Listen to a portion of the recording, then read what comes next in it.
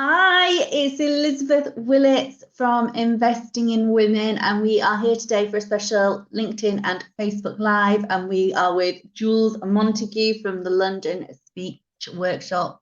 I'm going to be talking today all about how to feel more confident speaking in male-dominated environments. So as people are logging on, you can let us know if you can hear us all okay. Give us a like or an emoji. That would be absolutely fab. But we are here today for a special Facebook and LinkedIn Live. So thank you for everyone that is joining, that is logging on. It's Elizabeth Willits from Investing in Women, and I am with Jules Montague from London Speech Workshop. So thank you so much, Jules, for joining us today. I think people, it was so interesting. I was chatting to my mum this morning about the live that we were doing, and she does some voluntary work for a community association local to where she lives, and she was saying, how useful this workshop would be for her, because she often feels that she's talked over, and it's quite a male dominated meetings that she attends, and she just feels like she's really talked over. So hopefully she's logging. She doesn't have social media, so I'll have to send her the replay link, but yeah, I think this will be useful for a lot of people, and I think people will be nodding along and feeling that they are often, whether they think, whether it happens or not, but people do feel that they're talked over often in meetings. So it'd be really good to get some of your takes. So before we dive into loads of advice on how we can tackle that, do you want to give people a bit of an introduction as to who you are and what brought you into speech coaching? Yeah, absolutely. Thanks, Liz, for having me. So my name is Jules Montague, and I'm from the London Speech Workshop. So in essence, I'm a communications coach. I think that's the easiest term to use, that there's lots that sits beneath communication. So it's easier just to use the term communications coach. I have been working within the world of communication now probably for 20 plus years. I hate to say that because it makes me feel really old. But I graduated from drama school back in 2000, worked as an actress for a little while, and then retrained as a speech and drama coach, which is where my fascination and my interest within the voice and everything that goes with communication really started. So fast forward 20 years, because if I gave you all of the ins and outs, we'd be here forever. And I joined London Speech Workshop about 12 months ago. So I'm a fairly newbie to London Speech Workshop. And so so Hannah contacted me a few weeks ago. So people have seen, there's a blog post on my website, which is a similar topic about how to talk, speak in male dominated meetings. Sorry, there's my dog. Yeah, so it'd be good to get an idea on who London Workshop is and what you do and who you support. Absolutely. So we are, in essence, a communication coaching company, and we are world renowned. We work globally, and I think we've been really lucky in the fact that actually over the last 2 years, we've been able to move from our face-to-face setting to virtual really easily and really effectively, which has been great because it means we're able to reach many, many more people. So what do? We run a variety of different workshops, bespoke coaching sessions for individuals, and we also work within the corporate arena. We do effective communication training, we do accent softening, we do interview power, we do presenting with impact, and everything in between. So we are passionate about communication, and in essence, that's what we do. You said, who do we work with and who do we help? Yeah. Anybody who wants to be more effective and more powerful, authentic, have more gravitas, more confidence when it comes to interacting and connecting as a communicator. So that's basically anyone and everyone. Yeah, brilliant. So this probably sounds like a really obvious question, and people are like, yeah, but I'm going to ask it anyway. So what is the importance of being a good communicator? Yeah, it's not a silly question at all. It's really important that we understand the power of positive and effective communication. So if we understand how our message is landing, then we have in essence, and I'm going to use the term power, and some people see that as a negative, but let's use it as a really positive position to be in. We have the power to control what's going on for us. So if we're able to notice what's happening for the other person when we're communicating with them, we're able then to flex and adapt however we need to in order to have the most effective and powerful communication. So it's really taking it right back to simple tools really and techniques. And what London Speech Workshop does, we have a methodology, we have a really unique process and method that we use, which is all about really simple tools that can have and do have profound effects on people. We look at the voice, we look at body language, we look at the way we can use vocal impact, intonation, speed, tone, all the nuances that really play a part in how we communicate. And by having those in our toolkit, we're then able to go out, we're armed to have the best conversations, presentations, interviews that we possibly can. Brilliant. So communication, from what I've gathered from you, isn't just about us speaking, it's also about reading the person that we're speaking to, or the audience, or who else is in the room, and adapting based upon their reactions as well. Yeah, absolutely. Yeah, Liz, you're spot on. And one of the, I like to call it a superpower, I think it is a superpower. One of the superpowers we have as communicators is listening. And I think people forget the power of listening. If we take a moment to really be present with the person that we're communicating with, we will glean so much more information. People share with us so much, not just verbally, but non-verbally. And if we just take that step back and we really, really actively listen, then we're in a place to be able to connect and interact with that other person on a much deeper, intuitive level. And I think that's when those connections, those interactions, and those conversations are at their best.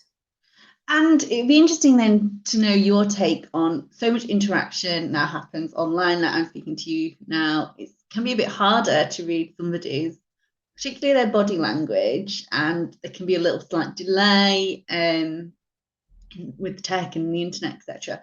So, what are the challenges? I suppose I've pointed out the challenges, specific challenges. Now a lot of our world is online, and how can we counteract that and still be effective communicators online?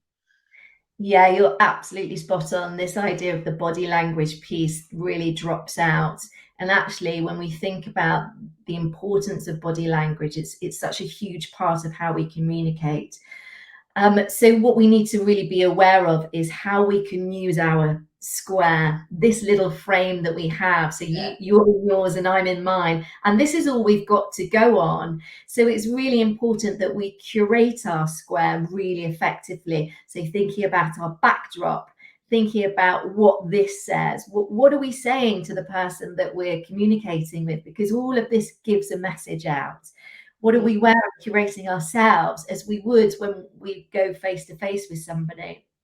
And also gesture and facial expression, the smiles, the nods, all of those non-verbal, we have to be really, really aware of, and really almost not heighten them so they're not authentic, but really bring them into the space so we're able to use them to our advantage for that connection. So as I'm talking to you, you're giving me smiles and eye contact and the nods, so I know you're listening to me.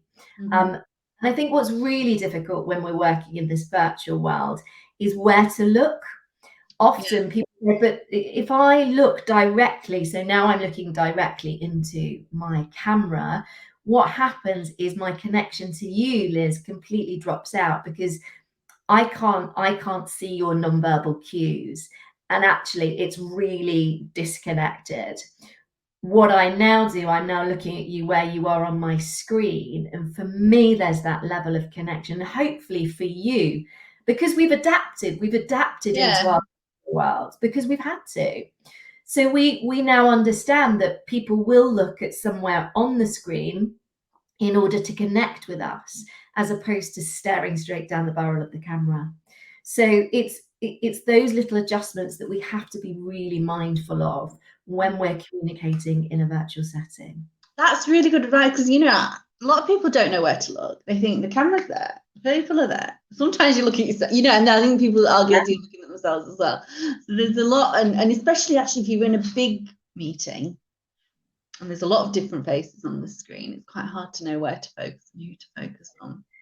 Yeah, when you've got a bigger audience, again, it's almost about allowing yourself to, you can physically move yourself back from your screen if you've got a full range of people. If you've got 30, 40 people on a screen, then you almost need to take them all in, a little bit like if you're standing in front of a really large audience. You need to position yourself, you need to use your space so it really helps you in connecting with your audience.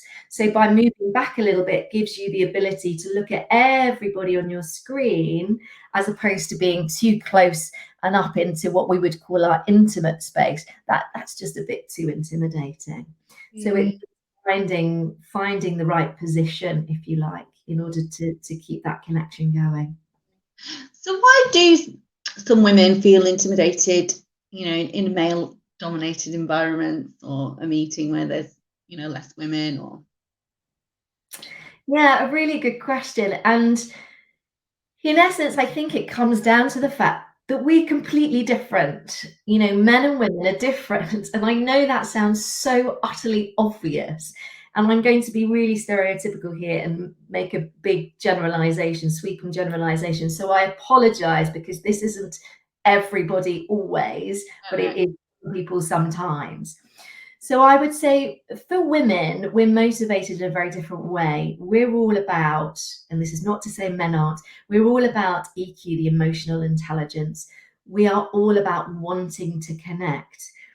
We are, if you look at the stats, we've got higher EQ. We're all about that connection, and we are generally better at actively listening and wanting to listen to the people that we're connecting with. Okay. Then on the other hand, they physically take up more space, and they're much more about moving forward. So they're much quicker to interject, to speak up, because they don't have the same fear, I think, that women have in getting it wrong. So they're much quicker at stepping up to the forefront and offering suggestions and ideas, because I just don't think they have the same worry that we have as females. And I think that's just an inherent part of who we are, and that male-female difference. Yeah, interesting, because actually when I asked that question earlier, I said, this might be a silly question. And that's me apologizing for a question, which maybe, any man, a man might not have done or felt the need to do. I think you're absolutely right. I think it's that men don't necessarily feel they need to apologize for themselves, or have to second guess themselves when they're sharing information, or even asking a question. Or as you said there, this might be a silly question, or can I just ask, could I possibly, does anybody mind if, sorry, starting with the word, so how often do we do, sorry, could I just, it's, and we do it unconsciously. We really, really do. So one of the key things really to think about how we can help ourselves in what might be a male-dominated environment is being really self-aware of what's going on with our internal dialogue and how that plays out. So weakening language with the sorries, the quites, the possiblies, could I, maybe, almost asking permission to be heard. So being able to eradicate some of that, having real clarity in our message and what we want to say. So really thinking about it before we step into that space, so we know what it is we're wanting to bring to the table. What is our message that we're wanting to land? So really thinking those pieces through, but being really mindful of language. Yeah, Really. and that's, do you know what, I'm thinking about it, in any meeting I've ever had, I've never thought somebody has asked a silly question, actually. So yeah, I think you're right. People are worried, aren't they, that they're going to get it wrong. I've never thought that. out of anybody thinking, I've never, you know, I can't remember any specific person. Oh my gosh, why have they asked that? Sometimes I'm pleased they've asked it because it's clarified it, whatever for me. Yourself, yeah, absolutely. But we're very, very good at apologizing for ourselves. And as I said earlier, this whole piece about men generally take up more space. Yeah. So from a physical point of view, as a female in that male dominated environment, it's not about matching male energy and suddenly going, you know, I'm going to match you with it's about understanding that we can still bring our warmth and our connection and our femininity to the table, but also being aware that we have the opportunity to bring a level of gravitas to the table as well, so that we're almost edging up in that level of energy when we're entering that environment. Yeah, so sort of stop apologizing for your questions, your comments. Be really mindful of what you're saying first that might be apologizing for yourself before you actually make your point. Exactly. Yeah. And as I said to you, that weakening language. So just being really, really mindful of what language are we using when we're going into this environment. Another good thing to think about is females, and again, I'm going to make a real kind of sweeping statement with this one, but as females, we have a tendency at times to do what we call an upward inflection. So we might ask a question, but we're almost asking, is that okay? And so we go up at the end of our sentences, which shows a level of uncertainty, potentially insecure in what we're saying, and looking for reassurance that we're right. If we're able to almost flip that on its head and allow it to be a downward inflection, what we have there is we're making a statement. So here is my idea and I'm presenting it to you now. So it's a very small tweak that we can make, but moving it from the upward inflection to a downward inflection again brings us that level of gravitas. Yeah. Does that make sense? Absolutely makes sense. So there might be some people watching this that are really unconfident and don't like speaking up in meetings or speaking at meetings at all. So what advice would you give to somebody about building confidence, being able to talk in meetings, raise their hands, and then, you know, start really making their points? So what sort of baby steps could you start taking just to feel a bit more confident raising your hand? So I think it's really important that we understand that we all have a different preference when it comes to communication. Yeah. Some individuals will be more introverted, more of a reflector. They process information, so they sit and they listen and they process, as opposed to those individuals who are much more of the extroverts. They're much quicker, much more energized to come to the table. So for those individuals that sit either in introvert or extrovert, it doesn't matter where you sit, you can still feel less confident in those environments. I think it starts with really connecting to confidence, to really have that self-belief and faith in yourself, that what you've got to say does matter and is important. I think one of the things I would say is a really simple, and it might sound very, what's the word? No, I'm not going to apologize for what it might sound like. So a really simple technique is connecting to your breath and being able to just really connect to nice deep breathing, because what can happen when somebody's feeling nervous, anxious, or even excited, it's the adrenaline surge that can happen for people, which then can impact the way we are able to even process our thoughts.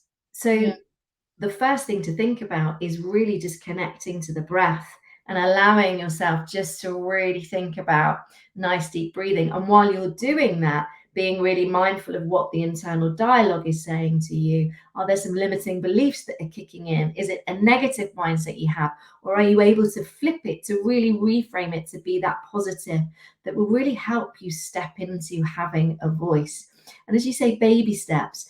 So maybe before you go into that meeting, know the agenda, have in your head, write it down, have it clearly on a piece of paper for you, and then really think through it, the clarity of your message or your question. And it might be that you just choose one, and your goal might be in that one meeting to be able to ask that question or deliver that message, but really think it through, know your intention before you step into the room. Yeah.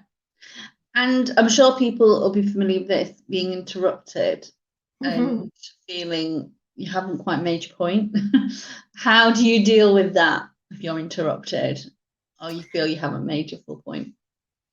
Yeah, this can be a really tricky one for people. I think also, again, from the female-male divide, for females or in a male-dominated environment, we almost go, oh no, it might seem as though I'm being confrontational.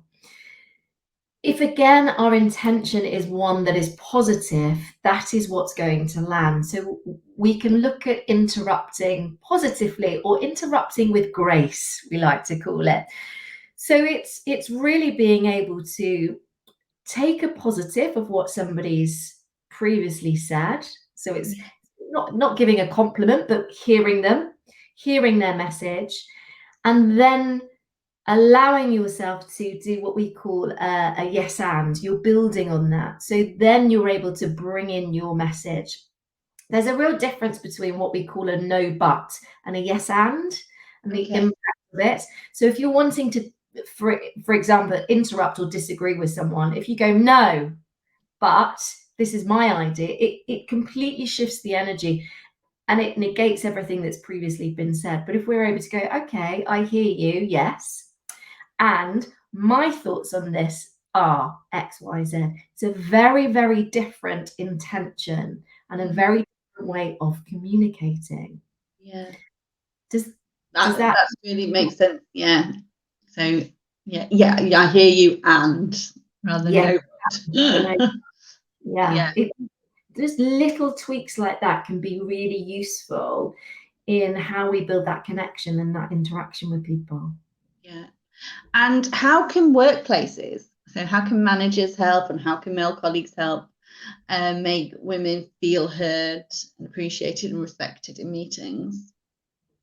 Yeah, that's a really good question. I think it starts again with awareness. You know, if we're aware of what's going on and we're aware that we've got certain individuals in our meetings, not necessarily only females, but those more introverted that generally have a quieter voice, or you're in a situation where you've got more dominated, might be that you go into every meeting and there's two dominant voices. Yeah, always. Do you know what there is always, isn't there? We've all been everyone there. Else is quiet. Yeah, exactly. We've all been in that situation. So I would say for the individual who's leading the meeting or is the manager or is the host or facilitator, it's having the awareness and really making sure that there is time for everybody to speak. An agenda's always good. Everybody knowing who's got what message to land, what part of that is each person's responsibility. Active listening is a key one. Really, really giving people that space. So it's not about shutting down completely. You still want the nonverbal cues, the nods, all of those elements are part of the active listening, but really being present and actively listening to everybody in the room. And also in those situations we just talked about interrupting, if you are the facilitator or the host of that meeting and there are those dominant voices and you're aware that people haven't been heard, then it's your responsibility to yes and positively interrupt and allow other people to have a voice. Would you recommend, or would this put too much pressure on certain people, saying, Jules, what are your thoughts on this? Or Sarah, you know, what are your views? Would you recommend putting people on the spot or not? I think it really depends on the dynamic of the group, but also the individual. So if you know for that individual, it's going to send them into an absolute spiral of panic and anxiety, then absolutely not. What I would suggest and maybe encourage is a conversation or some form of interaction before the meeting to give them the heads up of saying, okay, so Liz, I'm really looking forward to hearing about the project you've been working on. I would really like to come to you and get your thoughts on B. Are you comfortable with me doing that? So that there's not that moment of pouncing on someone who doesn't necessarily feel comfortable in those environments. You've given them time to think about it, because some people need that thought time before stepping into that environment. Spot that sort of thing. And any tips for presentations? So I remember when I was at university, we used to have little cards and read from those. It's a bit boring, really. But I mean, how would you advise somebody that's, you know, got to stand up and do a presentation? Would you recommend writing notes or doing it more off the cuff? Yeah, so again, everybody's going to have a different preference. One of the things we do a lot of in our effective communication sessions at London Speech Workshop is the idea of off the cuff. So we really look at, and it's very bespoke to the individual, but there's three kind of off the cuff places. There's the completely off the cuff, when you're asked a question, you've got to suddenly answer it. You've got about 30 seconds to think about it. And then, as you're talking about there, your presentation. And we would really encourage people to think about what are the key points that you want to make? What are your objectives? How can you bring some of you to the table? And if it means that you're going to have bullet points, then have bullet points. I would look to really encourage somebody to put those down, because what we want is authenticity. What we want is connection. And if you're there holding a piece of paper, well, where's your focus? Your focus is here as opposed to your audience. And it takes time. It's time and it's practice. How often do we spend hours and hours writing out the content of what we're going to say? But actually, what we don't think about is how we're going to use our voice, how we're going to use our pace, our intonation, our modulation, our emphasis. We haven't thought about how we're going to stand, how we're going to use our gesture, our facial expression. So all of those need to come into the practice points. It's not about the words. It's much bigger than that when we talk about communication. Brilliant. Do you know, I've learned loads listening to you. So well, I'm wondering where people can find you, connect with you, and learn more about you and the services that London Speech Workshop can offer. And if anyone's got any questions for Jules, then feel free to pop them in the comments. So I think the best way to find out about us would be across all of our social media platforms, obviously. So Instagram, it's London Speech, Facebook, and also our website, so londonspeechworkshop.com. What we do offer is a free discovery call for anybody. So you're really welcome just to sign up for a discovery call to find out more from somebody who works there. And then what we also offer is something called a taster session.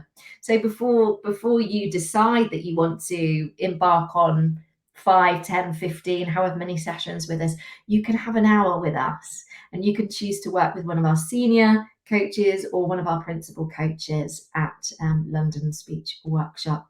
We also share loads of information. You said right at the very beginning about the blog that you shared. So we're really active in sharing top tips and ideas. There's the ebooks, there's the blogs. We're really active over social media. So there's lots of resources there for you.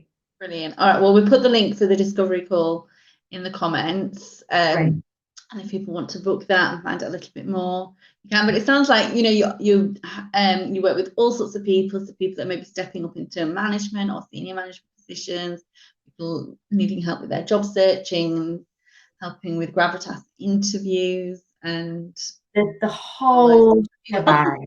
The whole shebang, absolutely. So we work with people from all walks of life across all industries, and from all over the world.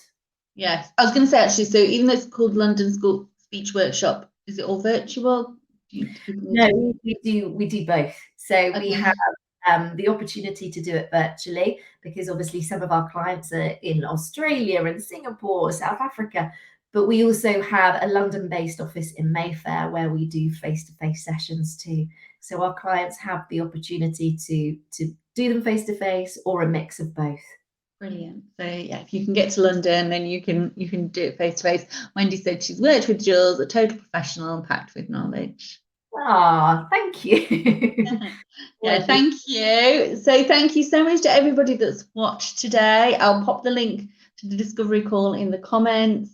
And I've also tagged London Speech Workshop as well in the post. So if you want any more information, please visit their website or check them out on social media. Thank you so much for today, Jules. It's such a good session. Wonderful. Thanks, Liz. Thanks for your time. Thank you. That's all right. Thank you. Bye. Bye.